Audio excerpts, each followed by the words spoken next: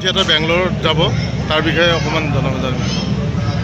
অহা 26, 27 আৰু 28 এপ্ৰিলত বাংগালোৰৰ চাৰ্জাপুৰ ৰোডত তাত থকা আমাৰ অসমীয়া মানুহৰ যিবোৰ সংগঠন আছে সেই সংগঠনবোৰে একত্ৰিত হৈ আবাহন থিয়েটাৰৰ নাট প্ৰদৰ্শনৰ বাবে আমন্ত্ৰণ জনাইছে আৰু তাৰ বাবে আমাৰ বাংগালোৰলৈ যোৱা যিটো যাত্ৰা সেই যাত্ৰাটো আমাৰ অহা 13 এপ্ৰিলৰ নিশাৰ পৰা আৰম্ভ হ'ব। কিয়নো এইটো এটা খুব গৌৰৱৰ কথা আৰু লগতে খুব ৰিস্কৰো কথা, কাৰণ আজি আবাহন থিয়েটাৰৰ বা ভাবিমান থিয়েটাৰৰ এনেকুৱা এটা বিশাল আন্তঃগাঁথনি দক্ষিণ ভাৰতলৈকে লৈ যোৱাটো, ইমান দূৰ বাট অতিক্ৰম কৰি লৈ যোৱাটো, ইমানখিনি মানুহ একেলগে যোৱাটো, তাৰ নাম নিবেদন কৰাটো এইটো এটা এক ধৰণৰ খুব ৰিস্কি কথা, এক ধৰণৰ প্ৰত্যাহ্বানমূলক কথা।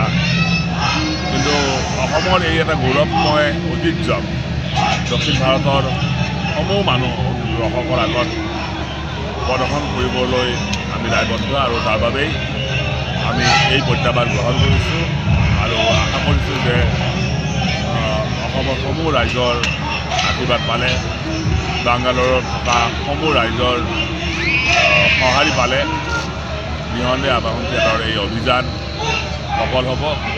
আপোনালোকে আমাক আশীৰ্বাদ কৰক, আমি যাতে অসমৰ এই ঐতিহ্য এই দক্ষিণ ভাৰতৰ ৰাইজৰ আগত খুব সফলতাৰে প্ৰদৰ্শন কৰিব পাৰোঁ।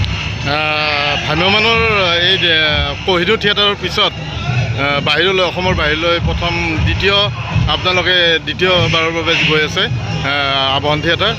আপোনালোকৰ টীমক লৈ আপোনালোকে কেনেকুৱা প্ৰস্তুতি চলাইছে? প্ৰস্তুতি প্ৰথম কথা হ'ল কি, আমাৰ এইবাৰ আবাহন থিয়েটাৰত যি দুখন নাট মঞ্চস্থ হৈছে, মাধৱী মন্নাম আৰু মকৰাজান, এই দুখন নাটকটো প্ৰদৰ্শন হ'বই আৰু লগতে যোৱা বছৰ মঞ্চস্থ হোৱা মই মাৰ ছোৱালী এই নাটখনো তাত মঞ্চস্থ হ'ব।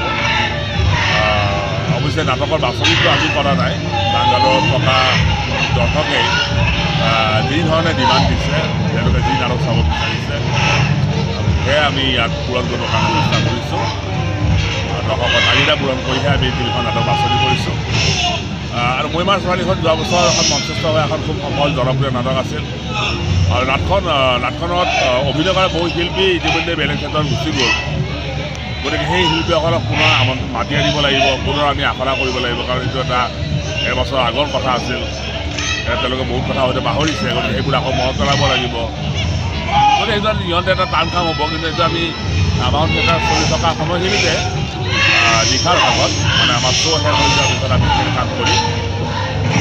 মই মাৰ ছোৱালী এখন খুব জনপ্ৰিয় নাটক আছিল আৰু মই মাৰ ছোৱালী বিশেষকৈ যিটো গান আছিল, গান এটি গোৱা নাও মা, জুবিনৰ কণ্ঠ, গানটো খুব জনপ্ৰিয় হৈছিল।